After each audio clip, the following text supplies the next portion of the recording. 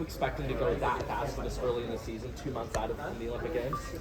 Yeah, I think I was available for whatever pace it was. I didn't ask for certain 800 splits or anything like that, but I just rolled the punch a little bit and raced it like a championship race, and I knew I could run pretty fast. Why did you decide to go with 600? Because I thought it was a dumb decision, and I knew if I thought it was a dumb decision, then it probably was, and that was going to scare myself and everyone else around me. So just testing myself early on in the season, test the fitness, and I felt like I was going to be one of the fitter athletes there today, and if that was going to scare me, it was hopefully going to scare everyone else. What did you say when you crossed the finish line? Ooh, now you're asking a question. I don't know. I genuinely don't know. I'll have to look back, but I was just excited to go out and race against a world-class field and show that I'm still the best 1500 runner in the world. Broke Steve Cram's British record, which has stood for almost 39 years now. How do you feel about that? Oh, fantastic! I think again we're heading into the golden era of 1500 running in the UK and in Europe. So for me, it's just running the times that show that we're in that situation as well as getting the medal. So today it was like, how can I win this race? And if I'm going to win this race, it's probably going to be under 3:46. So it was a good day. Have you gotten a chance to speak to Steve, because he was up there? Yes, yeah, I got to say him. He said it was a long time coming, and he was very proud of me and the way that I raced it today. And I'll have to watch it back. Obviously when you're in the moment, you're kind of in that flow state, but I felt very strong through the first K, and I was like, you know what, it's time to press and push and see what these guys have got behind me. You feel extra special beating Jakob Ingebrigtsen, right? Or is that indifferent from the normal? I mean, I was just focused on the field. I think the media spins things of like it's a one-on-one or it's one-on-one kind of thing, but I knew how many good guys there was in there, and if I was able to hold them off, then I knew I was going to be in a really good position. So the training's been there and the body's 100%. I'm not missing days, and that's going to create those kind of results. And I was just happy with my first time league win today. I know you're focused on your race, Josh, but were you a little leery that everyone's talking about Jakob and me and Jared, and there's a whole lot of really good guys in this race, and somebody could come up and bite us?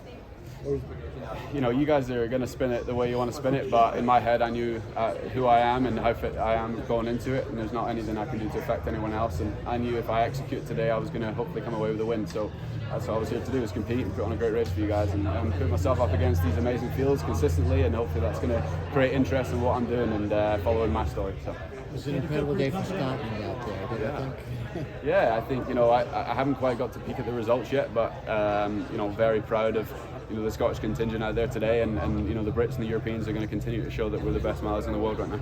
You said in last year that you really only care about one race every year. Yeah. This year the Olympics. You peak for that hard. Do you think you can get better? 3:45 is a very fast opener for the mile. The training that I've done is not anywhere near my peak right now. I think we're consistently moving towards the Olympics, but it doesn't mean that I can't be fitter when it comes to these races. So, I've had injuries past years coming into these events, and I was able to be injury-free coming into this one. So these are results that are going to come when I'm, building towards something special. But 3:45 right now is good enough. But we've got to make some progress moves from here. That world record 2 mile earlier this year had to give you a little bit of extra confidence to go from further out than you normally would? No, I think we weren't massively quick through 800, so I knew that I had a little bit left in that last 600, and who better to press than the current world champion? I think I wanted to go out there and test myself and also test the field behind me. You've had a busy indoor schedule. You had the 2 mile world record as mentioned, plus you won gold in your home nation with the 3,000 meters. So between that and now your outdoor season, do you plan on competing at the European Championships in June, or what's your schedule like heading into Olympic trials? I want to take every race as serious as I can when I'm doing them. I still haven't lost yet this season, and that shows because I'm going race to race and camp through camp, and the Olympics are obviously the big goal, but I'm going to take every race that I'm in very seriously and hopefully put on a show. We have to go back to the drawing board after each one and figure out how the body's feeling, and that's hopefully going to continue results like that today. You talked last year about sort of going all in, 100%, nutritionist, all these other changes you make, and then how difficult is that to keep going, to be totally locked in, especially with all the increased sponsor demands this year? Yeah, obviously there's increased demands, but the standard that I set for employees and staff members is the same, standard that I set for myself. If I'm not going out there and winning races and setting records and stuff, then how am my workers going to be able to set that standard for themselves? So I have a fantastic team of people around me, and I know that I need to show those kind of results for them to do their job properly as well. So I'm just kind of paying back for the hard work that they're doing, and again, motivation comes from winning and having records and getting paid good money to do so. So thanks. Josh, how many different scenarios, did you and Danny try and draw up in terms of a race plan for this one?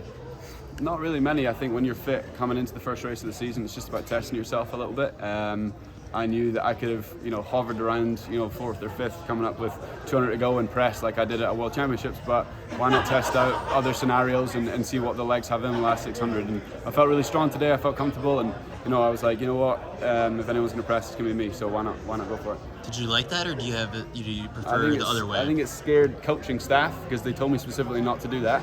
And I said, if I feel like it's time, I'm going to go. And I think they were pretty scared when I did that. But if I'm going to be scaring coaching staff and myself a little bit, then hopefully I'm going to scare the rest of the field. So. He said specifically don't go? Yes, that's correct. Yeah. I don't really listen to other people when it comes to race strategy. I'm going to go with my instinct. I've raced and won a lot of high level races in my time, and sometimes people get nervous, and I've got to stick to what I think is going to make me win. Did you see Danny or Julian in the stands afterwards? Yeah, definitely. It's a team event for me, and they've worked incredibly hard to get me in the position I am today. Obviously, it's not been smooth sailing for the past 8 months. It's we have the peaks and valleys, and they've been there every step of the way. So I'm proud to represent them. I'm proud to represent Brooks, and I'm going to continue to do that. Did you say anything yet, or no? Not yet? Yeah. I mean, other than them telling me that they specifically told me not to go at 600, and it scared them. Other than that, it was pretty good. Thank you guys so much. Thanks, Josh.